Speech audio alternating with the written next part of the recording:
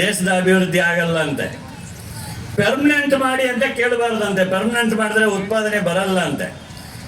ಗುತ್ತಿಗೆ ಕಾರ್ಮಿಕರಾಗಿರ್ಬೇಕು. ಈಗ ಗುತ್ತಿಗೆ ಕಾರ್ಮಿಕರು ಕೂಡ ಹೊರೆ ನೇರವಾಗಿ ಟ್ರೈನಿಗಳಿರ್ಬೇಕು ಎಲ್ಲ ಕಡೆನೂ. ಹಾಗಾಗಿ ಕಾಲಕ್ಕೆ ತಕ್ಕಂಗೆ ಬದಲಾದರೆ ನಮ್ಮ ದೇಶದ ಆರ್ಥಿಕತೆ ಅಭಿವೃದ್ಧಿ ಆಗುತ್ತೆ. ನೀವು ಗಮನಿಸಿದ್ರೇನೋ ಗೊತ್ತಿಲ್ಲ, ಸಿದ್ದನಗೌಡ ಪಾಟೀಲ್ ಹೇಳಿದ್ರಲ್ಲ, ನಾವು ಕಾರ್ಮಿಕ ದಿನಾಚರಣೆ ಅಂದರೆ ವಿಶ್ವಕ್ಕೆ ಒಂದೇ ಹಬ್ಬ, ಎಲ್ಲ ಧರ್ಮದವರು ಆಚರಣೆ ಮಾಡ್ತೀವಿ ಅಂತ. ಕ್ರಿಸ್ಮಸ್ ಆದರೆ, ಸಂಕ್ರಾಂತಿ ಆದರೆ, ಯುಗಾದಿ ಆದರೆ ಎಲ್ಲರೂ ಶುಭಾಶಯಗಳು ಕೊಡ್ತಾರೆ. ಕಾರ್ಮಿಕ ದಿನಾಚರಣೆ ಇವತ್ತು ಈ ದೇಶದ ಕಾರ್ಮಿಕ ವರ್ಗಕ್ಕೆ ನಮ್ಮ ಶುಭಾಶಯಗಳು ಅಂತ ಎಷ್ಟು ಜನ ರಾಜಕೀಯ ಪ್ರಮುಖರು ಶುಭಾಶಯ ಕೋರಿದ್ದಾರೆ. ಕಾರ್ಮಿಕರಿಗೆ ಶುಭಾಶಯ ಕೋರೋದು ಕೂಡ ಅಗತ್ಯ ಇಲ್ಲ ಅನ್ನುವಂಥ ಮಟ್ಟಕ್ಕೆ ನಮ್ಮನ್ನು ಆಳುವ ವರ್ಗ ಬದಲಾಗಿದೆ ಅನ್ನೋದನ್ನು ಗಮನಿಸ್ಕೊಳ್ರಿ. ಇಷ್ಟು ದೀರ್ಘ ನಿರ್ಲಕ್ಷ್ಯ ನಮ್ಮ ಮೇಲಿದೆ. ಆದರೆ ಅವರು ಹೇಳ್ತಾರೆ ನೀವು ಕಾಲಕ್ಕೆ ತಕ್ಕಂಗೆ ಬದಲಾಗಬೇಕು ಅಂತ. ನಾನು ಅವ್ರಿಗೆ ಕೇಳಿದೆ,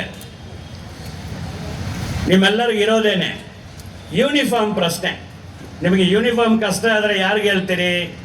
ಫ್ಯಾಕ್ಟ್ರಿಯಲ್ಲಿ ಕೂಡ ಯೂನಿಫಾರ್ಮ್ ಸರಿ ಇಲ್ಲ ಅಂದರೆ, ಯೂನಿಫಾರ್ಮ್ ಕ್ವಾಲಿಟಿ ಸರಿ ಇಲ್ಲ, ಒಳ್ಳೆ ಯೂನಿಫಾರ್ಮ್ ಕೊಡಬೇಕು ಅಂತ ಕೇಳ್ತೀರಲ್ವಾ? ಮಾಲೀಕ ಹೇಳ್ತಾನೆ ಒಳ್ಳೆ ಯೂನಿಫಾರ್ಮ್ ಕೊಡ್ತಾ ಇದ್ದೀವಿ ಅಂತಾನೆ, ನಮ್ಗೆ ಸರಿ ಇಲ್ರಿ ಅಂತ ನಾವು ಹೇಳ್ತೀವಿ. ಈಗ ಹೆಂಗಾಗಿದೆ ಅಂದರೆ ಯೂನಿಫಾರ್ಮ್ ಬದಲಿಸೋಕ್ಕೆ ಮಾಲೀಕರು ತಯಾರಿಲ್ಲ. ಅವರೇನು ಹೇಳ್ತಾರೆ, ನೀವು ಯೂನಿಫಾರ್ಮಿಗೆ ಸೂಟ್ ಆಗುವಂಗೆ, ಯೂನಿಫಾರ್ಮಿಗೆ ಸೂಕ್ತ ಆಗುವಂಥ ರೀತಿಯಲ್ಲಿ ನಿಮ್ಮ ದೇಹವನ್ನು ಬದಲಿಸ್ಕೊಳ್ರಿ, ನಿಮ್ಮ ದೇಹಕ್ಕೆ ತಕ್ಕಂಗೆ ಯೂನಿಫಾರ್ಮ್ ಕೊಡಲ್ಲ ಅಂತ. ಕಾಲ ಬದಲಾಗ್ತಾ ಇದೆ, ಸಮಾಜ ಅಭಿವೃದ್ಧಿ ಆಗ್ತಾ ಇದೆ. ಕಾರ್ಮಿಕ ವರ್ಗಕ್ಕೆ ಹಕ್ಕುಗಳು ಅನ್ನೋದನ್ನು 1886ರಿಂದ 8 ಗಂಟೆ ಕೆಲಸ ಮಾತ್ರ ಅಲ್ಲ, ಕೆಲಸದ ಅವಧಿಯಲ್ಲಿ ಎಷ್ಟು ರೆಸ್ಟ್ ಇರಬೇಕು, ಊಟದ ವಿರಾಮ ಎಷ್ಟಿರಬೇಕು, ಟೀ ವಿರಾಮ ಎಷ್ಟಿರಬೇಕು, ನಿರಂತರವಾಗಿ ಹೆಂಗೆ ಕೆಲಸ ಮಾಡಬೇಕು, ಎಷ್ಟು ಭಾರ ಹೊತ್ಕೊಳ್ಳಿಕ್ಕೆ ಸಾಧ್ಯ, ಎಲ್ಲನೂ ಹೋರಾಟ ಮಾಡಿ ಪಡೆದಿದ್ದೀವಿ. ಈಗ ಅವ್ರು ಬದಲಿಸ್ಬೇಕು ಅಂತಾದರೆ ಹೋದ ವರ್ಷ ಇದ್ದ ಯೂನಿಫಾರ್ಮ್ ಇವತ್ತು ಸರಿ ಹೋಗುತ್ತಾ? ಅದು ಈ ವರ್ಷ ಸ್ವಲ್ಪ ದಪ್ಪ ಆಗಿರ್ತೇನಪ್ಪ, ಯೂನಿಫಾರ್ಮ್ ಬೇರೆ ಆಗಬೇಕು. ಅವರು ಹೇಳ್ತಾರೆ ಯೂನಿಫಾರ್ಮ್ ಹಂಗೆ ಇರ್ತದೆ, ಸಾಧ್ಯ ಇದ್ರೆ ಖರ್ಚು ಕಮ್ಮಿ ಆಗಬೇಕು, 2 ಮೀಟ್ರ್ ಯೂನಿಫಾರ್ಮ್ ಬದಲಾಗಿ 1.25 ಮೀಟ್ರಲ್ಲಿ ಯೂನಿಫಾರ್ಮ್ ಮಾಡ್ತೀವಿ, ನಿನ್ನ ದೇಹನ ಸಣ್ಣದು ಮಾಡ್ಕೊ ಅಂತ. ಸಾಧ್ಯನಾ ಇದು? ದೇಹಕ್ಕೆ ತಕ್ಕಂಗೆ ಯೂನಿಫಾರ್ಮ್ ಇರಬೇಕೆ ವಿನಃ ಯೂನಿಫಾರ್ಮಿಗೆ ತಕ್ಕಂಗೆ ದೇಹ ಬದಲಿಸ್ಕೊಳ್ಳಿಕ್ಕೆ ಸಾಧ್ಯ ಇಲ್ಲ. ಅದು ಅವೈಜ್ಞಾನಿಕ ಅನ್ನೋದೇ ನಮ್ಮ ಹೋರಾಟ. ಕನಿಷ್ಠ ವೇತನ ಕೊಡಿ ಅಂದರೆ ಮಾಲೀಕರು ಓಡೋಗ್ಬಿಡ್ತಾರಂತೆ. ಪೆಟ್ರೋಲ್ ಬೆಲೆ ಏರಿಸಿದಾಗ, ಗ್ಯಾಸ್ ಬೆಲೆ ಏರಿಸಿದಾಗ, ಕರೆಂಟ್ ಬೆಲೆ ಏರಿಸಿದಾಗ, ತೆರಿಗೆ ಜಾಸ್ತಿ ಮಾಡಿದಾಗ, ಕಚ್ಚಾ ವಸ್ತುಗಳ ಬೆಲೆ ಜಾಸ್ತಿ ಆದಾಗ, ಹಡಗು ಬರಲಿಲ್ಲ ಅಂತೇಳಿ ಕಚ್ಚಾ ವಸ್ತುಗಳು ಬರಲಿಲ್ಲ ಅನ್ನುವಾಗ ಮಾಲೀಕರು ಫ್ಯಾಕ್ಟ್ರಿ ಮುಚ್ಚಲ್ಲ. ಯುದ್ಧ ನಡೆದರೆ ಫ್ಯಾಕ್ಟ್ರಿ ಮುಚ್ಚಲ್ಲ, ಭೂಕಂಪ ಆದರೆ ಫ್ಯಾಕ್ಟ್ರಿ ಮುಚ್ಚಲ್ಲ. ಒಂದು ಫ್ಯಾಕ್ಟ್ರಿಯಲ್ಲಿ, ಒಂದು ಡಿಪಾರ್ಟ್ಮೆಂಟಲ್ಲಿ ಫೈರ್ ಆಕ್ಸಿಡೆಂಟ್ ಆದರೆ ಅಲ್ಲಿ ಮಾತ್ರ ಉತ್ಪಾದನೆ ನಿಲ್ಲಿಸು, ಉಳಿದ ಡಿಪಾರ್ಟ್ಮೆಂಟಲ್ಲಿ ಉತ್ಪಾದನೆ ನಡೆಸು ಅಂತಾನೆ. 1 ಗಂಟೆ ಉತ್ಪಾದನೆ ನಡೆದು ನಿಂತರೆ ನಷ್ಟ, 1 ಗಂಟೆ ಉತ್ಪಾದನೆ ನಿಂತರೆ ನಷ್ಟ. ಇದಕ್ಕೆಲ್ಲ ಫ್ಯಾಕ್ಟ್ರಿ ಮುಚ್ಕೊಂಡು ಹೋಗಲ್ಲ. ಸಂಬಳ ಜಾಸ್ತಿ ಕೇಳಿದ್ರೆ ಫ್ಯಾಕ್ಟ್ರಿ ಮುಚ್ಕೊಂಡು ಹೋಗ್ಬಿಡ್ತಾನೆ ಅಂತ. ಇದು ಯಾವ್ದು ರೀತಿ? ಎಲ್ಲದ ಬೆಲೆ ಇರ್ತದೆ, ಸಂಬಳ ಮಾತ್ರ ಜಾಸ್ತಿ ಆಗಬಾರ್ದು. ಯಾರ ಕಿವಿಗೆ ಹೂವು ಮುಡಿತೀರಿ? ಕರ್ನಾಟಕ ರಾಜ್ಯದಲ್ಲಿ ತಗೊಳ್ಳಿ, 2025 ಏಪ್ರಿಲ್ 11ನೇ ತಾರೀಕು ಕರಡು ನೋಟಿಫಿಕೇಶನ್ ಬಂದಿದ್ದು. ದೀರ್ಘ ಹೋರಾಟ. 2017ರಿಂದ ಕನಿಷ್ಠ ವೇತನವನ್ನು ವೈಜ್ಞಾನಿಕವಾಗಿ ನಿಗದಿಪಡಿಸಿ, ಸುಪ್ರೀಂ ಕೋರ್ಟ್ ಆದೇಶದ ಪ್ರಕಾರ ನಿಗದಿಪಡಿಸಿ, ನಮ್ಮ ದೇಶದ ಸುಪ್ರೀಂ ಕೋರ್ಟ್ ಆದೇಶ.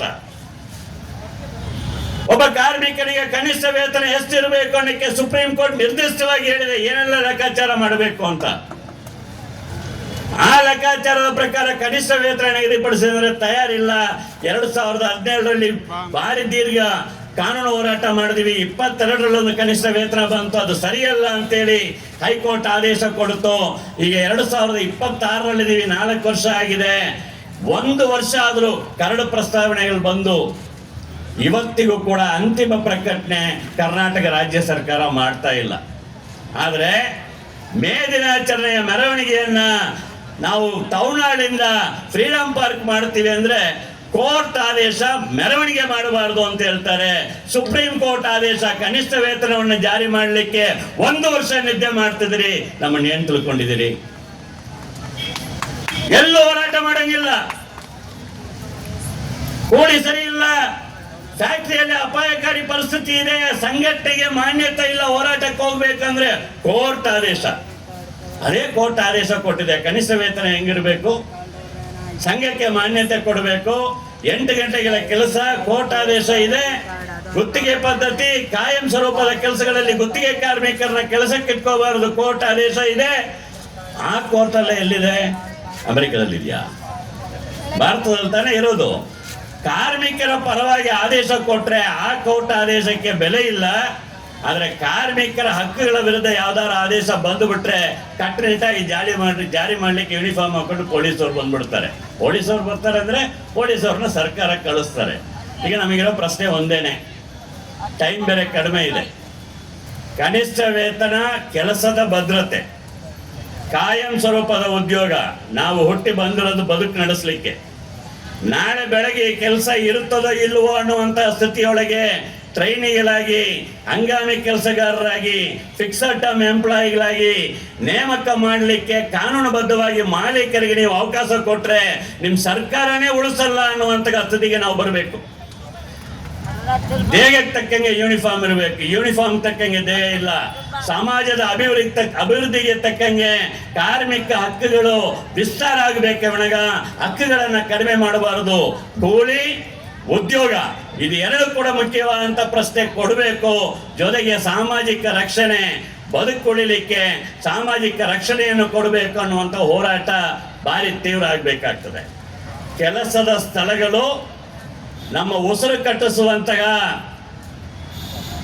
ನಮ್ಮ ಜೀವನವನ್ನು ಹಿಂಡುವಂತಹ ಸ್ಥಳಗಳಾಗಿ ಪರಿವರ್ತನೆ ಆದರೆ ನಮ್ಮ ಕೆಲಸದ ಸ್ಥಳಗಳು ಯುದ್ಧ ಕಣ ಆಗ್ತದೆ, ಹೋರಾಟದ ಭೂಮಿ ಆಗ್ತದೆ.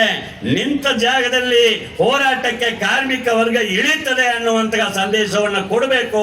ಇಲ್ಲದಿದ್ರೆ ಮಾರ್ಗ ಇಲ್ಲ. ಉತ್ತರ ಪ್ರದೇಶದ ಮುಖ್ಯಮಂತ್ರಿಗಳು ಬುಲ್ಡೋಸರ್ ಮುಖ್ಯಮಂತ್ರಿ. ಒಂದೇ ದಿನಕ್ಕೆ ಮನೆ ಬೇಕಾಗಿ ಬಂತು. ನೋಯ್ಡಾದಲ್ಲಿ ಕಾರ್ಮಿಕರು ಇಳಿದ್ರೆ ಬೀದಿಗೆ 3,000 ಜಾಸ್ತಿ ಮಾಡ್ತೀನಿ ಅಂತ ಒಂದೇ ದಿನದಲ್ಲಿ ಆದೇಶ.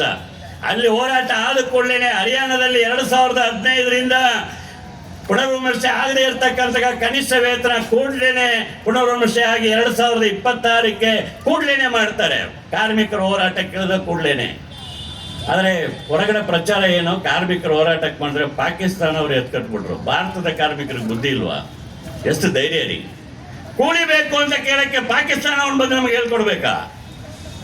ನಮ್ಮ ಮನೆಯಲ್ಲಿ ಹೆಂಡತಿ ಡೈಲಿ ಕೇಳ್ತಾಳೆ, ನಿನ್ನ ಯೋಗ್ಯತೆಗೆ ತಂದಾಕ್ಲಿಕ್ಕೆ ಆಗಲ್ಲ, ನೀನು ಯಾಕೆ ಬದುಕಿದ್ಯಾ ಅಂತ ಕೇಳ್ತಾಳೆ. ದುಡ್ಕೊಂಡು ಹೋದ್ಮೇಲೆ ಇಲ್ಲಿ ಬಂದು ಸಂಬಳ ಜಾಸ್ತಿ ಮಾಡಿ ಅಂದ್ರೆ ಕೆಲಸ ಬೇಕೋ ಬೇಡೋ ಅಂತಾನೆ. ಯಾವ ನರಕೆ ಆತನೇ ಇದು? ಕೂಲಿ ಕೊಡ್ತೀಯೋ ಇಲ್ವೋ? ಕೊಡದೇ ಇದ್ರೆ ಈ ರಾಜ್ಯದಲ್ಲಿ ಕಾರ್ಖಾನೆ ನಡೆಸಲಿಕ್ಕೆ ಅವಕಾಶ ಇಲ್ಲ ಅಂತ ಹೇಳಕ್ಕೆ ಸಿದ್ದರಾಮಯ್ಯ ಸರ್ಕಾರಕ್ಕೆ, ಕಾಂಗ್ರೆಸ್ ಸರ್ಕಾರಕ್ಕೆ ಇಲ್ವಾ ಮೂಡೆ ಬೆನ್ನಲ್ಲಿ? ರೈತರ ಭೂಮಿಯನ್ನು ಕಿತ್ಕೊಳ್ತೀರಿ, ಭೂಮಿ ಕಿತ್ತು ಬಿಸಾಕ್ತೀರಿ ಬೇದಿಗೆ. ಕಾರ್ಮಿಕರ ಕೆಲಸಕ್ಕೆ ಬರ್ತಾರೆ, ಭೂಮಿ ಕಳ್ಕೊಂಡವನು ಗ್ರಾಮೀಣ ಪ್ರದೇಶದ ನಗರಕ್ಕೆ ವಲಸೆ ಬರ್ತಾನೆ. ಕೆಲಸ ಮಾಡಿದ್ರೆ ಅವನಿಗೆ ಕೆಲಸ ಮಾಡಿದ್ರೆ 8 ಗಂಟೆ ಕೆಲಸಕ್ಕೆ ಇಷ್ಟು ಕೂಲಿ ಕೊಡಬೇಕು. ಯೋಗ್ಯವಾಗಿ ಬದುಕಬೇಕಾದ್ರೆ, ಒಂದು ಕುಟುಂಬ ಬದುಕಬೇಕಾದ್ರೆ 30,000 ರೂಪಾಯಿ ಕನಿಷ್ಠ ಕೂಲಿ ಇರಬೇಕು. ಏನ್ ಕಷ್ಟ ಹೇಳಕ್ಕೆ? ಈ ಧೈರ್ಯ ಸರ್ಕಾರಕ್ಕೆ ಬರಬೇಕಾದ್ರೆ ನಮಗೆ ಸ್ವಲ್ಪ ಧೈರ್ಯ ಬರಬೇಕು, ಬೇರೆ ಮಾರ್ಗ ಇಲ್ಲ. ಹಾಗಾಗಿ ಈ ಮೇದನದ ಪತ್ರಿಕೆ ಅಂತ ತಗೊಳ್ಳೋಣ, ಕೇವಲ ನಮ್ಮ ಜೀವನ ಉಳಿಸಕ್ಕಲ್ಲ, ಈ ದೇಶದ ಭವಿಷ್ಯ ಉಳಿಸ್ಲಿಕ್ಕೆ.